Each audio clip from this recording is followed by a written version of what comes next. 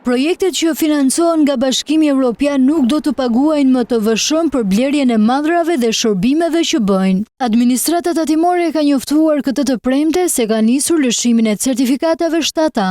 Për ta përfituar këtë dokument, subjektet duhet të paraqesin certifikatën nga Drejtoria Rajonale e Tatimeve tek furnitorët. Ndërsa këta të fundit janë të detyruar të përfshinë në faturë kodin unik të projektit dhe numrin e certifikatës të regjistruar në Drejtorinë Rajonale të Tatimeve.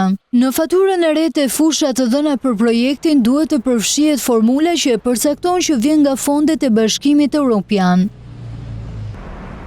Kjo nismë eliminon kërkesat për rimbursim, unë ngarkesën financiare për bizneset dhe shman kontrollet e tepërta nga administrata tatimore.